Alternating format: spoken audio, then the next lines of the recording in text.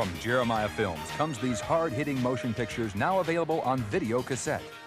Devil Worship, The Rise of Satanism, brings to light one of the most dangerous trends currently exploding throughout the world. AIDS, What You Haven't Been Told, a shocking investigation into the myths, cover-ups, and political manipulations concerning our planet's deadliest virus. The Evolution Conspiracy, a breathtaking documentary featuring leading scientists from around the world attempting to unravel the mysteries of evolution and, in the process, uncovering what may be the most incredible hoax of the century. Gods of the New Age, a fascinating and disturbing motion picture which traces the history and occult origins of today's New Age philosophy, from its beginnings in mystic India to its mass infiltration into Western culture. Fear is the Master takes you inside one of the world's most dangerous cults and reveals firsthand how recruits are brainwashed into submitting to a maniacal leader. The Godmakers, a gripping investigation of the Mormon Empire, which exposes the deception of its massive political and financial network. Temple of the Godmakers continues the investigation of the Mormon Church and brings you inside the Mormon Temple as you witness secret occult rituals recorded for the first time ever on film. False Gods of Our Time, a 4-part series filmed on 4 continents, which accurately provides insights into the confusing and contradictory religions of the world. Operation Tentmaker boldly tells how ordinary men and women have become missionaries within countries that forbid the sharing of the Christian gospel. The Witness at Your Door, a behind-the-scenes examination of the beliefs and motivations of those uninvited door-to-door visitors, the Jehovah's Witnesses. The Mormon Dilemma dramatically presents an accurate comparison between the Mormon belief system and biblical Christianity. A Song for Grandma, a moving documentary designed to motivate volunteers to visit the elderly lying alone and forgotten in our nursing homes. These are available to you from your local video retailer, or you can call 1-800-828-2290. That's 1-800-828-2290. California residents call 1-800-633-0869. Call today.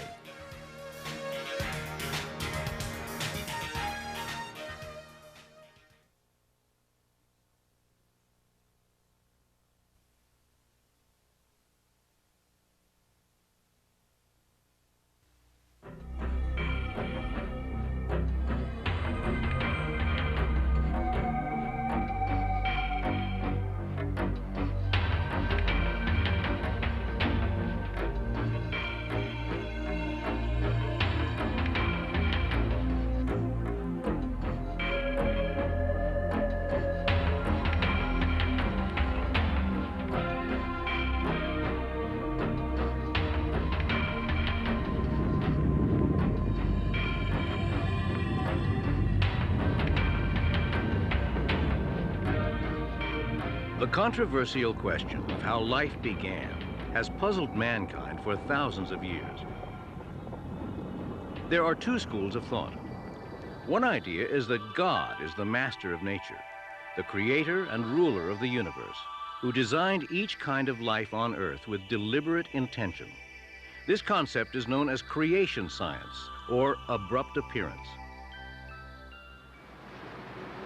An opposing view, which is predominant in today's society and scientific community, is known as evolution. It teaches that non-living matter unintentionally changed into life and developed with time. Single-celled forms progressed into more complex multi-celled forms, resulting in the ultimate development of man. The principles of evolution influence every aspect of our society.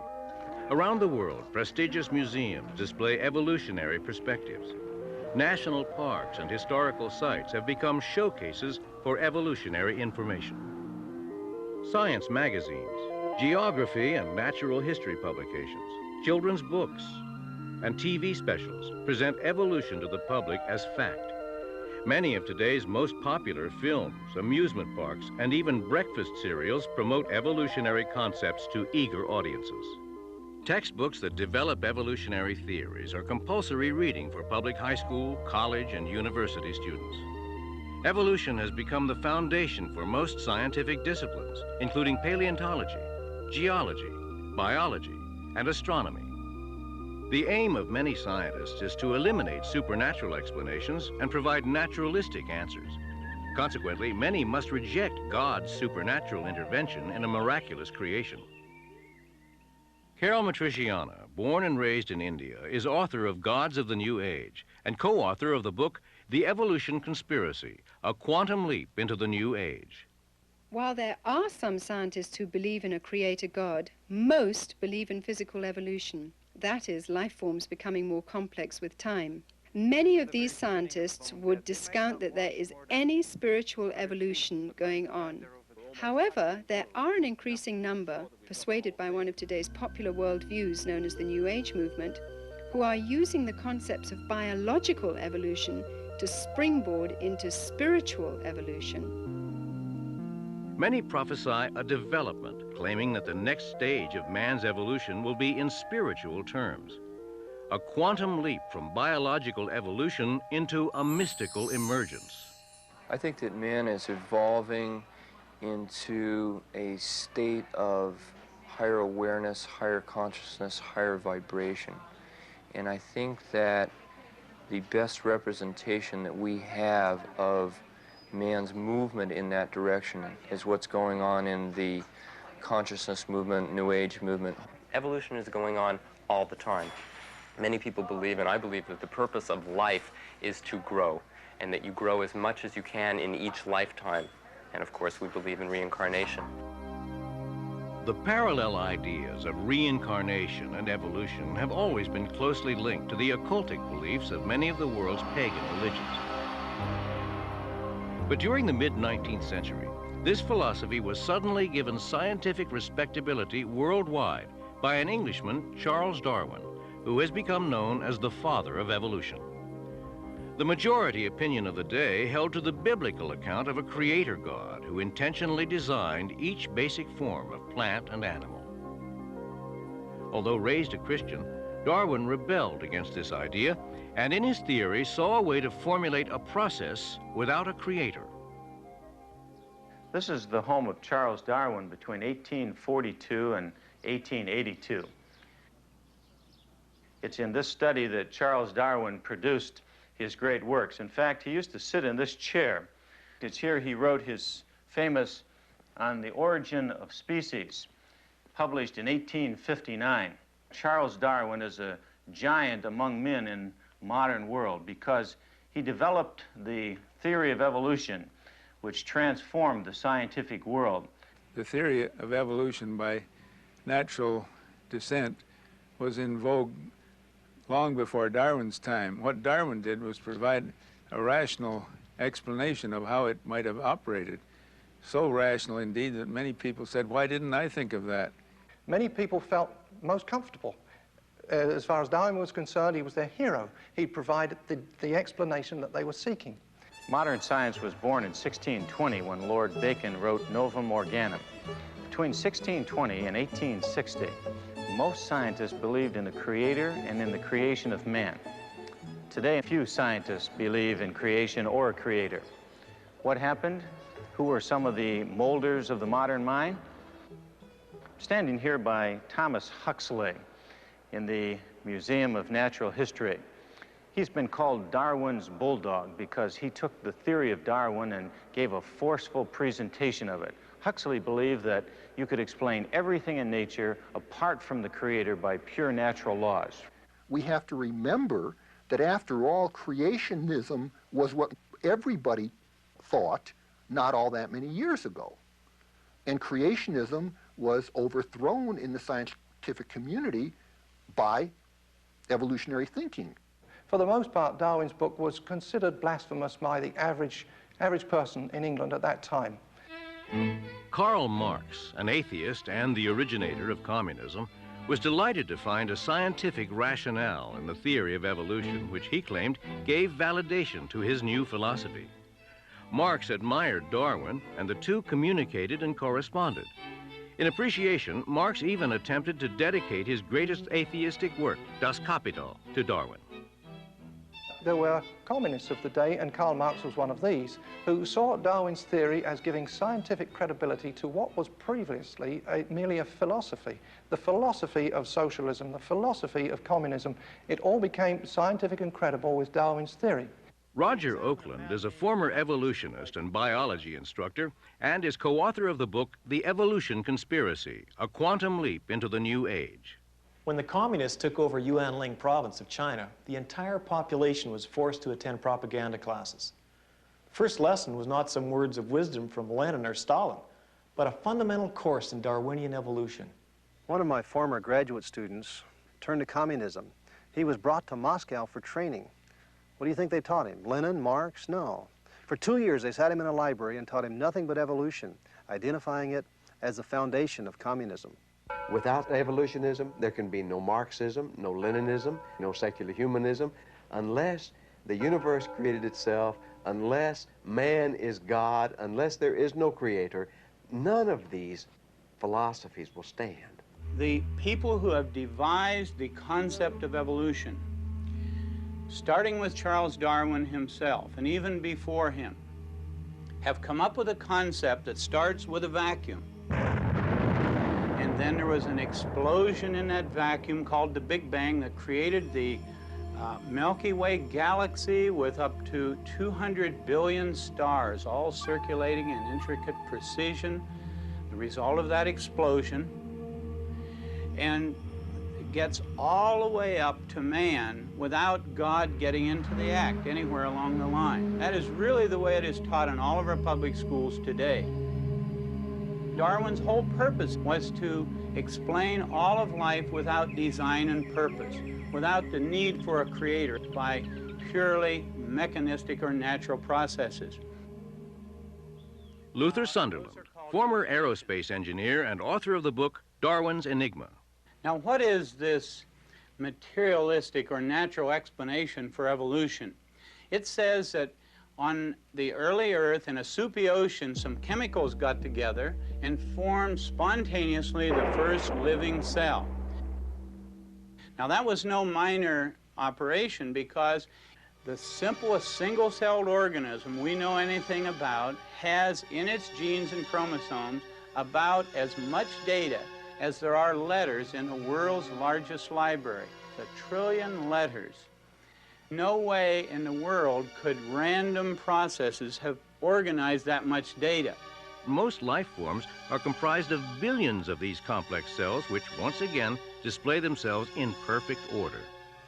The mathematical impossibility of the human body being formed accidentally surpasses the logic of an explosion in a printing shop, resulting in the formation of a dictionary.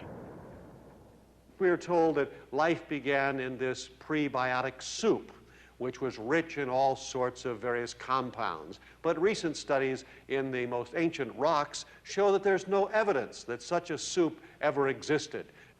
The scientific method is supposed to be based on the ability to observe and test things. And yet, evolutionists accept that non-living matter somehow became life. No one saw it happen. There's no examples of it happening today, and yet they claim it as a fact.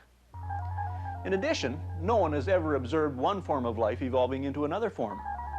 But evolutionists are convinced that if you give it billions of years of time, these things can happen. You see, long periods of time become the magic factor.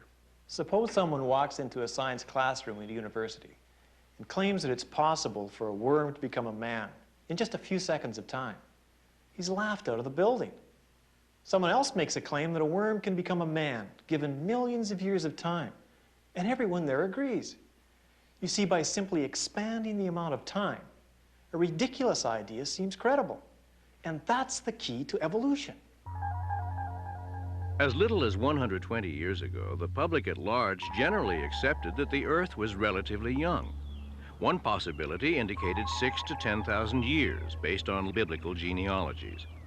Today, however, evolutionists have invented complex timetables spanning billions of years, specifically designed to allow vast amounts of time for various life forms to change into other life forms.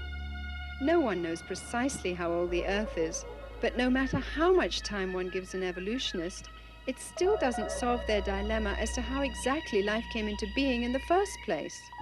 Dr. John Morris, Associate Professor of Geology at the Institute for Creation Research in California. You know, there are hundreds of different clocks by which we can estimate the age of a rock or the age of the Earth, and almost all of them seem to give young ages for all of these things. There are about 5 or 6, however, that seem to give old ages. It's interesting that my evolutionary colleagues will always choose those old ones. These dates are then substantiated through biased dating methods, such as radiometric dating. Although presented as objective and reliable, the results of radiometric dating are rejected if they do not agree with the preconceived evolutionary time frame. When a scientist wants to date a rock, he sends it to a lab, but that lab won't even take that rock unless he sends in a form with it telling them exactly how old he thinks that rock is, and that gives them a target to shoot for. And on the machine, they would keep turning those knobs and keep working on it until they got that date. Many times when we read in the textbooks about a rock that's been dated so many billion years, we just assume that the people that have gathered those dates know what they're talking about. But that's not the case. I know how those dates are arrived at. Until Darwin, many scientists were in agreement with the biblical account that animals produce after their own kind. But as the evolutionary perspective was given more authority, scientists were under pressure to prove Darwin's hypothesis and explain how life forms could possibly have changed from one form into another.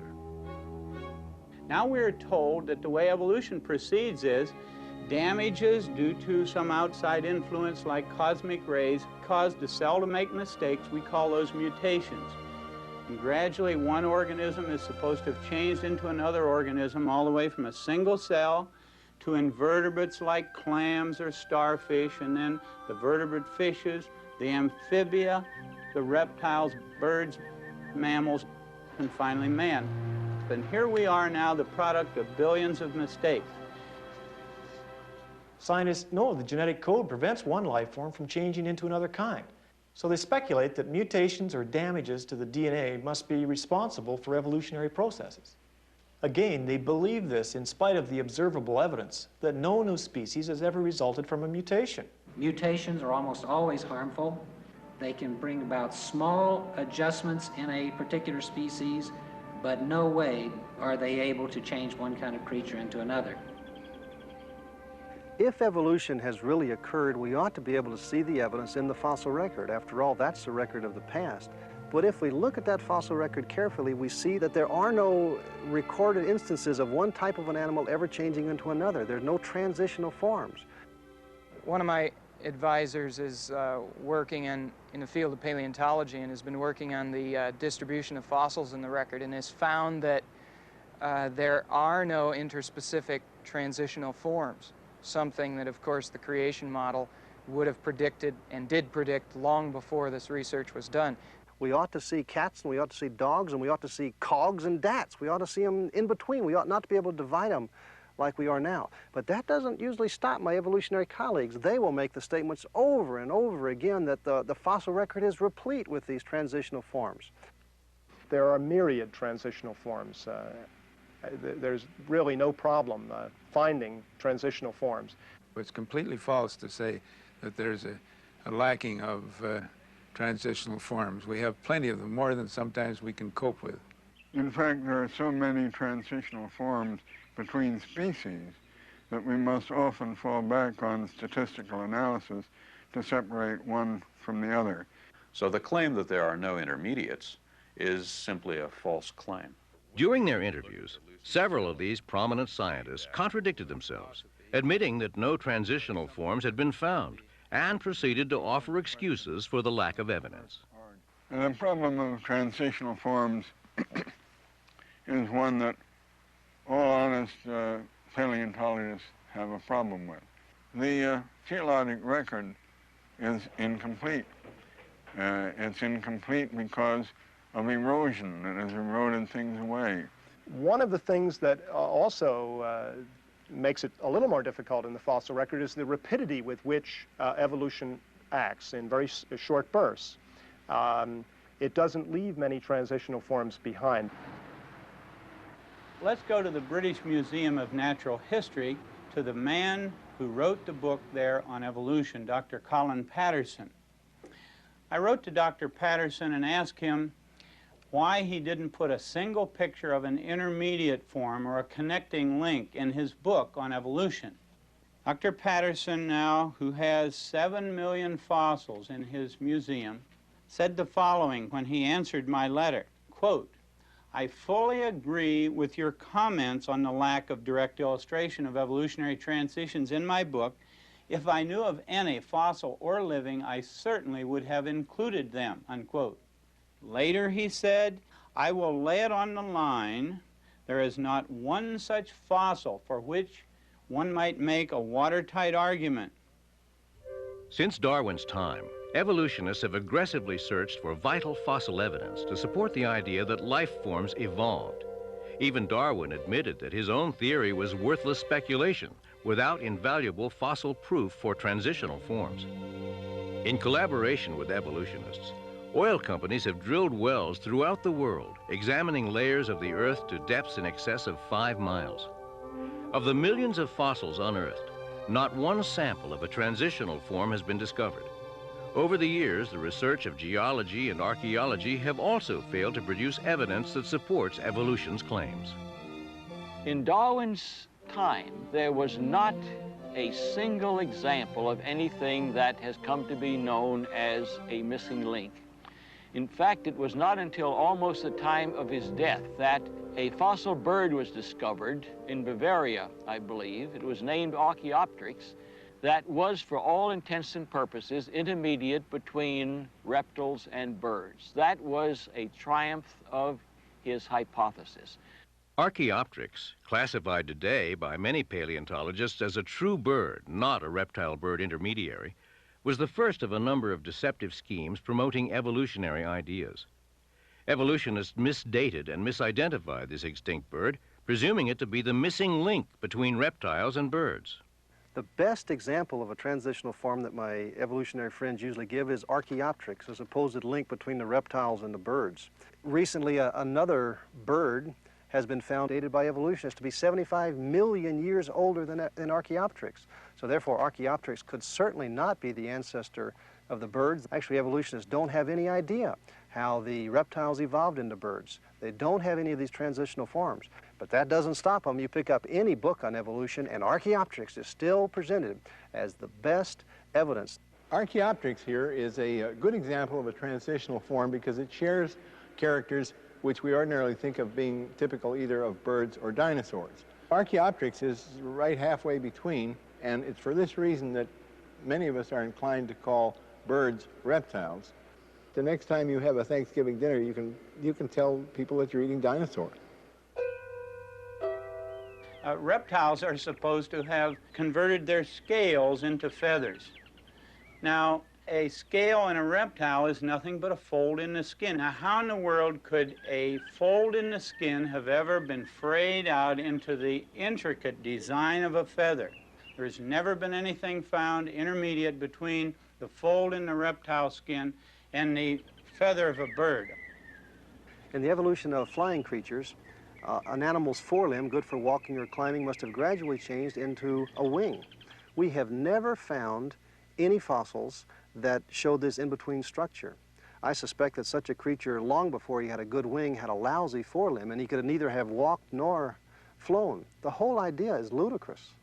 Because no fossil records exist to confirm evolutionary assumptions, dubious artworks are relied upon and exhibited as fact. Misleading artistic interpretations depict fish magically growing legs and changing into amphibians, extinct deer-like creatures mysteriously turning into horses, and monkeys becoming humans. Where non-existent transitional skeletons are needed to prove a point, skilled craftsmen substitute plastic and wooden models. I'm very concerned about the way our museums present evolution as though it were a proven fact. And actually, false information is being presented. You see, since the museums don't have the transitional forms, they have to make them up out of thin air. The November 1980 edition of Science Digest shows a drawing of a whale with legs as an evolutionary link between whales and cows. But the only fossil evidence for this mythological transition is a skull and several teeth, no leg bones.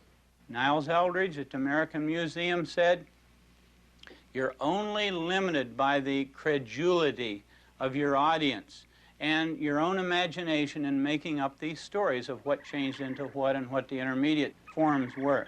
When asked to come up with evidence that evolution really has taken place, evolutionists will frequently bring up very minor changes in living things, such as insects becoming resistant to DDT or insects changing color. Can we see evolution taking place today? You certainly can. We can. one of the most spectacular examples, have you ever heard of the San Jose scale? San Jose scale is an insect that infects oranges. The thing has evolved to resist the pesticides that they were using on it. One can see in historical times examples of evolutionary change. For example, if one looks at attempts to eradicate particular pests with different kinds of insecticides, it turns out that within a normal population of a particular kind of insect, for example, there are some that are resistant to a particular kind of insecticide. This is not evolution. Evolutionists should know better. These small changes are totally compatible with the creation understanding of things. What we need to see is major changes, some type of an animal changing into another type of an animal, and this we do not see. If we're talking about seeing evolution today, seeing one species changing into another species, that's not going to happen. Although there must be, from an evolutionary perspective, many transitional forms out there, the likelihood of finding any one of them is extremely low. The more we learn about paleontology, that is fossils, the more certain we are that evolution is based on faith alone. The National Academy of Science is the official advisor to the U.S. government on questions of science. In its publications, it falsely claims that the missing links that troubled Darwin are no longer missing. This is misrepresentation which deceives millions, because after 120 years of exhaustive searching, Darwin's missing links are still missing. Yet this academy and evolutionists continue to perpetuate the mythical theory that man developed from ape-like creatures. Richard Leakey, who is one of the most well-known anthropologist, said that if he were asked to draw a family tree for man, he would just have to draw a huge question mark because the evidence is too scanty to possibly know man's evolutionary origin, and he didn't think we're ever going to find it. To aid and abet evolutionary concepts, artistic depictions have gone beyond ethical boundaries. Despite having no foundation for the ape-to-man theory, scientists and artists continue to dupe the public with lifelike but imaginary illustrations.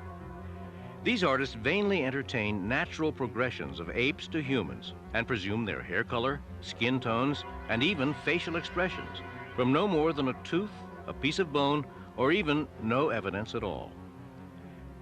National Geographic magazine, which doesn't attempt to hide its evolutionary bias, admits that these fossilized footprints are identical to human footprints. Yet artists take the liberty to accommodate evolutionary theory and illustrate ape-like features to fit ape-like creatures, all because biased dating processes insist that these footprints were found in rock layers said to exist before humans. Now, today we have evolutionists who would like us to believe there is solid evidence for evolution. Before the public, they generally create the impression that the evidence is just like solid gold, that man has evolved from some ape-like creature. Dr. Donald Johanson, director of the Institute of Human Origins, discovered Lucy, an alleged ape-to-man missing link. The human family and the ape family diverged and went on their own individual and separate evolutionary trajectories. We don't know precisely what the common ancestor was for that, but we know that it resembles something like what is called Ramapithecus. Ramapithecus. That was formed out of nothing but a fragment of a jaw and several teeth. And for many, many years, Ramapithecus was held up as our ape-like ancestor. But now Dr. Pilbeam at the Yale Harvard Peabody Museum, when I interviewed him, he said, we have found about 40 of these creatures now, some of them fairly complete, and they are not on the direct line to becoming man at all. They're more like an orangutan. Dr. Pilbeam of Yale, who first claimed that Ramapithecus was an ancestor of man, now suggests that it isn't. Yet evolutionists continue to cite Ramapithecus as an ape-man link. Another so-called missing link, Java Man, was concocted by Eugene Dubois when he found an ape-like skull fragment, and then 50 feet away he found a human leg bone. However, just before he died, Dubois confessed that he'd also found 2 human skulls at this same location, and he admitted that the skull fragment belonged to a gibbon and not to an ape man. Homo erectus is probably best known as Java Man. And it was at this stage in human evolution that they began to make and use these large triangular hand axes, brains expanded over 1,000 cc's, body proportions similar to ours evolved, and we were firmly on the road to later hominids, including modern humans. This hoax is still accepted by evolutionists today, and it's presented to the public as a true missing link. If you think the Java Man hoax is incredible, wait until you hear all the facts surrounding Johansson's Lucy, this little 3.5-foot adult skeleton, which looks just like a chimpanzee. As you know, Lucy was found in 1974, and sometimes I refer to her as the woman who shook up man's family tree, because she represents for us the oldest, most complete skeleton we have of any human ancestor known to anthropologists. Now, the species Australopithecus afarensis, as represented by Lucy, is a species that we feel is ancestral to modern humans. And the significance of Lucy is that she gives us a good idea of what our ancestors looked like some 3 million years ago. We can learn from her skeleton about the way that she walked, for example. When we look at her knee joint, when we look at her pelvis, we see that she walked like you and I, instead of like a chimpanzee. Johansson said, even though this is a very ape-like creature, it walked upright. Well, the pygmy chimp today wanders around in the rainforest walking upright almost all the time, so that doesn't prove anything. Actually, the only features of Lucy which even hint at erect posture are the knee and hip joints. Dr. Charles Oxnard, with a sophisticated computer analysis, has concluded that Johansson's claims for the hip are unfounded, and it must be pointed out that the knee was not even found with Lucy. This knee joint was found over a mile away, 200 feet deeper than the other bones. She comes closer to representing, I think, what the average person thinks of as the missing link than any other fossil we had ever found in Africa. So she has extraordinary importance in terms of understanding the very earliest phases of human evolution. Richard Leakey and others are now claiming that in all likelihood Lucy is really a mosaic of 2 or more species. This isn't funny. What is funny is that they claim that creation isn't scientific. The next thing back was Piltdown Man. Here was a case where a human skull had been doctored up along with a jaw of an orangutan to make the jaw look somewhat human. The teeth were filed. It turned out to be a pure fraud. Piltdown Man was a purposeful fraud, and it fooled the world's greatest evolutionists simply because they so much wanted to believe that there was some evidence for evolution. Neanderthal man was originally found in the Neanderthal Valley of Germany. These creatures almost all looked very modern, but several of them, 2 or 3, had a very stooped over, brutish appearance. Now, however, 2 scientists have gone over to the museums in Europe from Johns Hopkins University, got these bones out of the museums and x-rayed the ones that had a very stooped over appearance. And lo and behold, they discovered that the stooped over creatures had rickets or some vitamin D deficiency disease such as arthritis. They have reclassified the Neanderthals from a separate species, now put them back into Homo sapiens, the same as modern man. Now, Nebraska man consisted of nothing but a single tooth. And around this single tooth, pictures were drawn showing an ape-like creature that had evolved into man. It turned out later that this tooth was nothing but the tooth of an extinct pig. And this is a case now where a pig made a monkey out of an evolutionist. I think man has always been man. The scientific evidence shows this, and this, of course, is very consistent with the account of creation that is presented in the book of Genesis. Behind closed doors, or occasionally when speaking very candidly, the evolutionists admit there is really no evidence that man evolved from the apes.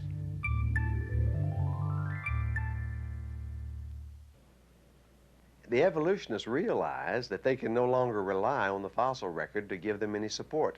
So what they've done is they've come up with a very crafty alternative to the Darwinian concept of evolution. They call it the punctuated equilibria concept.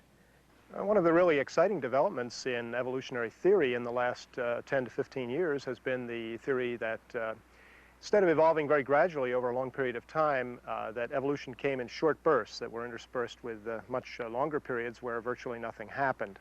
You see, this solves all kinds of problems intellectually for the evolutionist. He doesn't have to look at the fossil record. There is no evidence in the fossil record that one type of animal ever changed into another type of animal. Punctuated equilibria comes along and says that isolated populations of animals evolved rapidly and left no fossil trace. But this is an argument from lack of data. There are no transitional forms, and that's used then as proof of the brand of evolution called punctuated equilibria. This is bad science. With this new information, we're trying to refine our view of evolution. And what's emerging is a much more powerful synthesis of the evolutionary theories. I'm convinced that the idea of punctuated equilibria is really a desperate attempt to salvage evolutionary theory. Punctuated equilibrium, while attempting to explain the lack of intermediate forms between neighboring species, neglects to address the real issue that asks why there are no transitions between major categories of life forms. One extraordinary answer was offered by Goldschmidt's hopeful monster theory. Who would believe, for instance, that a reptile laid an egg and a bird came crawling out of the egg, as Goldschmidt had said about this theory when he first came up with it? We are literally going back to the very foundations of evolutionary principles and reevaluating once again the mechanisms whereby evolution takes place. Unfortunately, I think a number of those outside the scientific fields that deal with evolution interpret this as a casting doubt on the very, what I would call the fact of evolution. What it does say to us is that the evolutionists are running scared. It seems like almost every new development in science is converging to destroy evolution. Whether we're talking about new discoveries in astronomy or in paleontology or biology, this is true. I suddenly realized that there was very little evidence for the theory of evolution, and yet I had just accepted it as truth from a very young age. I just realized finally, after studying all this material and thinking this thing through, that the evidence, the scientific evidence for creation, is a lot stronger than the scientific evidence for evolution. In the last decade, most of the basic pillars upon which evolution has stood have collapsed, and the theory is in chaos. Now, unfortunately, at this time, the evolutionists are crying louder than ever before that evolution is a fact. Well, it's my personal view that evolution is a dead certain fact. Evolution, there is no question that it happened. The geological record cannot be explained in any other way than through the evolutionary process. Many times you'll hear the statement that evolution is a fact, but a scientist should know better than to make a statement like that. If evolution has ever occurred, it was not observed, and therefore it's outside the realm of science. It's inaccessible to scientists and the scientific method. Many of my evolutionary colleagues are coming up with rather bizarre theories. It seems that they recognize that evolution doesn't make good sense scientifically, and so they're forced to come up with these incredible imaginary ideas. For instance, some now recognize that the spontaneous generation of life from non-life is scientifically impossible. So what do? Do they attribute it to a creator? No, they claim that life came from outer space. Well, they can believe that if they want to, but they shouldn't call it science, and they shouldn't teach it in schools as if it were science. Evolution is simply a matter of making up stories in place of the actual scientific data. Science used to be the search for truth. Now it seems it's deteriorated into the search for a believable story. The scientist who can make up the most plausible sounding story and can get it printed or get the media to tell about it, he is the one that becomes famous. I can say that as a scientist I see zero evidence that evolution has occurred or that any is going on today. One scientist I spoke with said that even if evolution is not true, there's no way it could ever be retracted, because it had gone too far. Millions of textbooks would have to be reprinted, and museums all over the world would have to tear down their exhibits. Society would never trust science again. In July of 1925, the trial of the century took place in Dayton, Tennessee. For the first time in educational history in this land, the concept of a creator was totally challenged. This was the great turning point. Up until 1925, all of your science classes taught creation. Today, all that you have taught in the science classroom is evolutionism. John Scopes, a schoolteacher, was found guilty of violating Tennessee law, which prohibited the teaching of human evolution. Less than 10 years later, by 1933, the Humanist Manifesto was signed by a small but powerful group of people presenting themselves as a non-profit religion. Their religion was humanism, and it swept through the educational system through the zealous pursuits of John Dewey, a socialist and first president of the American Humanist Association. Today, public schools are the seminaries for Dewey's religion of humanism, and its doctrine of evolution dominates the educational system.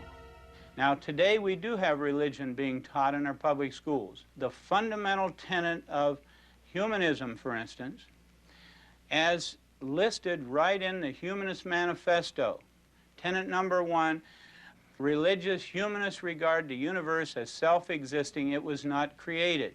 Tenet number 2, man is the product of a long natural process, that is evolution. A very few people originally got control of our education system in this land. One of the things that was imperative for them to push through their programs was evolutionism. Most people do not believe that evolution happened. The fact that most scientists do, or practically all scientists do, is in a sense neither here nor there, because in fact we would like the ideas to get across to our students. The thing that the average Christian in America has never realized is that his tax dollars pay the school teacher's salary, they pay for the textbooks, and yet most parents still will not say one word about anything that happens in that classroom that disturbs them. For parents to allow a godless indoctrination in evolutionism is just unthinkable. Thousands of children are bused daily to our museums as part of school-sponsored field trips, where they're given crash courses in evolution. And just like in the Soviet Union, this religion of atheism is presented as fact, with no alternate viewpoints allowed to be expressed. Attorney Wendell Bird argued the case for balanced treatment of creation science and evolution before the U.S. Supreme Court. He is author of the book, The Origin of Species Revisited. To me, the basic issue is academic freedom, because no one's trying to exclude evolution from public schools while teaching a theory of creation. Instead, the evolutionists are trying to exclude alternatives, while, in general, defending the exclusive teaching of evolution.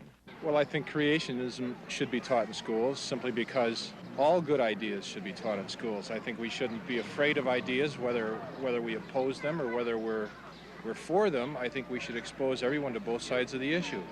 86% of the American public believes that the theory of evolution ought to be taught along with the scientific theory of creation, according to an AP NBC News nationwide poll. I think creation should be taught in schools because it's a part of what we are, and I think it should be taught with an open mind without religious intonations. Lawyers nationwide, more than 2 to 1, agree that it is constitutional to teach the theory of creation along with the theory of evolution. And lawyers better than 2 to 1 believe that both should be taught in public schools. Yes, creation should be taught in schools. Equal time should be given to evolution and creation. 42.3% of biology teachers believe in teaching a theory of creation along with the theory of evolution. And the same is true of school board members, 2/3, according to a poll by the American School Board Journal. The fact is that contrary to all of the smoke, the great majority of the American public feels that it is unfair to teach just the theory of evolution. No more than 6% have ever wanted only evolutionism taught, but there is such total domination and control in the scientific community that we still are placating the 6% of the people in this land who believe there is no God and believe that the universe created itself. Well, since there's no one answer and you can't prove the past yet, then both ideas should be taught. The only fair approach is to let the children hear all of the scientific information and make up their own minds. Should other concepts of how life got started be taught in the public schools? I don't think creationism should, because creationism is a thinly disguised religious doctrine, which has got no place in the separation of church and state. The main issue that is always raised in opposition to teaching all the scientific evidence on the subject of origins is that it violates separation of church and state to teach evidence that doesn't happen to support evolution. People should simply be able to hear the truth. A fact is a fact. You don't throw it out just because it happens to agree with the Bible. That doesn't make it religious. Teaching a theory of creation is constitutional because the Constitution was written in the context of the Declaration of Independence, which refers to creation and even to a creator. In response to public outcry for the presentation of creation science alongside evolution, Louisiana and Arkansas were the first states to pass laws mandating balanced treatment for both theories. It was agreed that only scientific data minus religious doctrines be presented in the classrooms. The Louisiana legislature in 1981 passed a law for, quote, balanced treatment of creation science and evolution. The law also defined what evolution is, quote, scientific evidence supporting evolution. It defined what creation science is, quote, scientific evidence supporting creation. Immediately, aggressive litigation was put into action by a powerful organization which is firmly directed against traditional Judeo-Christian principles. The influential ACLU, or American Civil Liberties Union, equipped with over 500 active attorneys, invested huge amounts of money and successfully protested the law. One of the biggest problems you have with the ACLU is that they're so well funded. They get millions and millions of dollars from large foundations and from wealthy people all across America. That's what they did to us. They tied us up in court in Louisiana. We filed a slim brief of 630 pages with 2,000 footnotes arguing that creation science is constitutional to teach, scientific in content, and as non-religious as evolution. The U.S. District Court judge entered a summary judgment against us nonetheless, saying that creation science involves the concept of creation, which implies a creator which is inherently religious.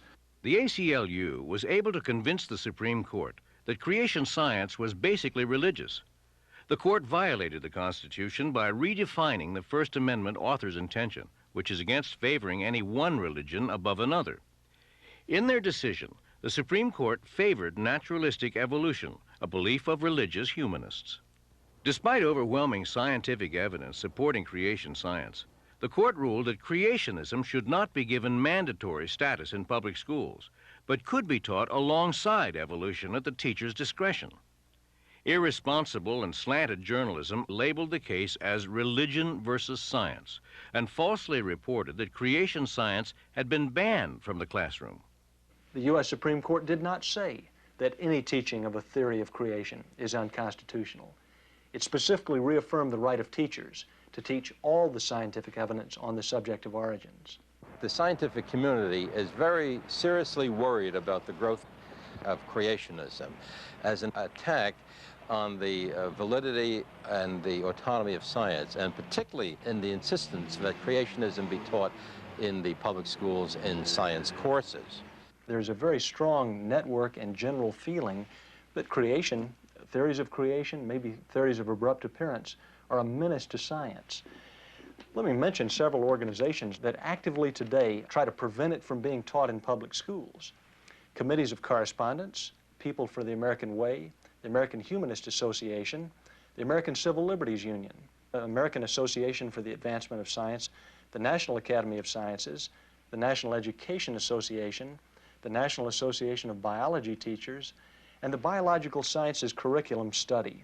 If there is one anti-scientific theory today that most threatens the whole nature of scientific inquiry, it is creationism.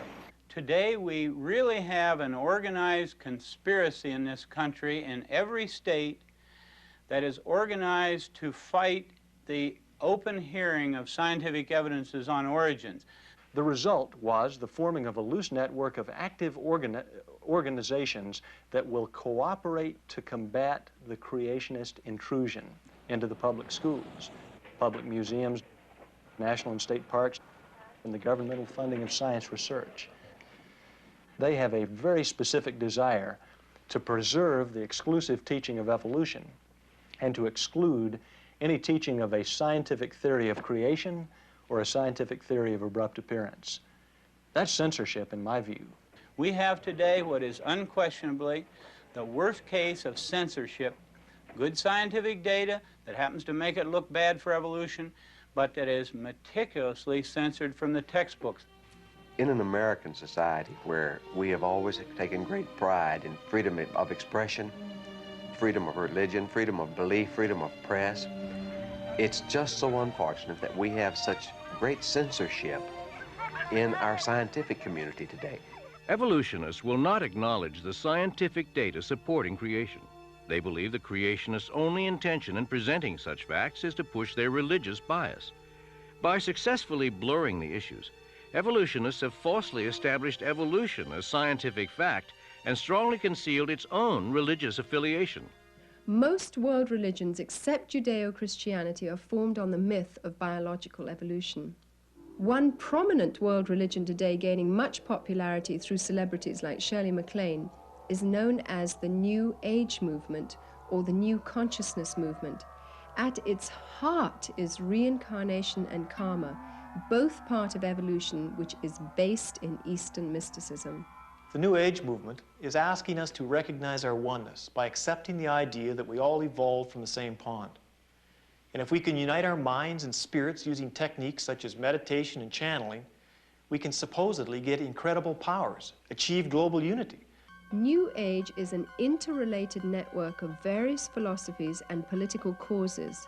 Its goal is to promote an awareness of global oneness, physically and mystically. Everybody from Jesus Christ to Adolf Hitler would be seen as someone who we can identify with because we are all one.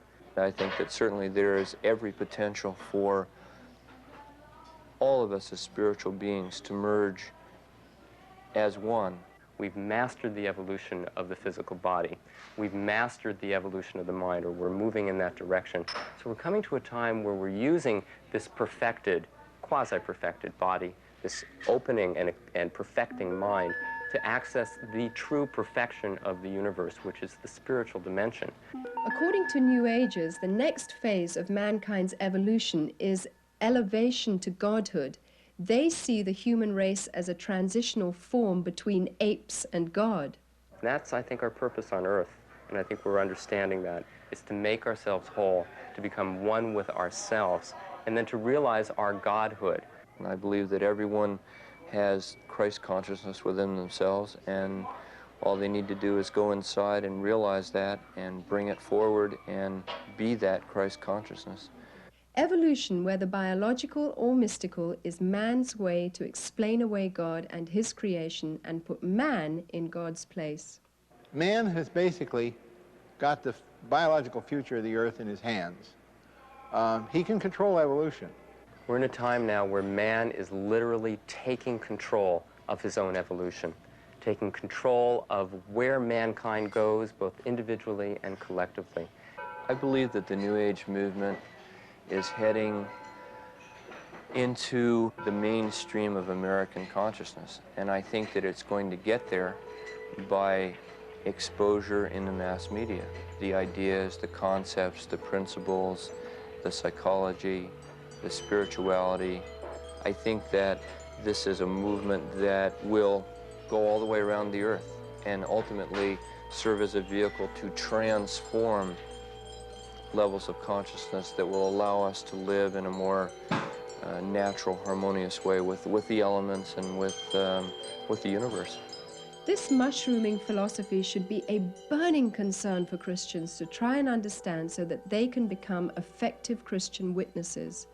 Not only is God's character at stake here, but his truth and morality. The desire for godhood, which is the goal of the New Age consciousness movement, is the same thing that brought about the fall of man. In being our own gods, we can justify our behavior and are accountable to no one. In the Bible, Romans chapter 1 warns us about the natural consequences of rejecting God, the Creator. It results in man becoming involved in wickedness and moral corruption. As a result of the work of evolution, unbelief and skepticism are rampant in our society, and the moral and ethical effects have been devastating. If there is a moral governor in the universe, then each person in this universe is responsible to that moral governor. The easiest thing in man's mind to do is just to dismiss the possibility of that moral governorship.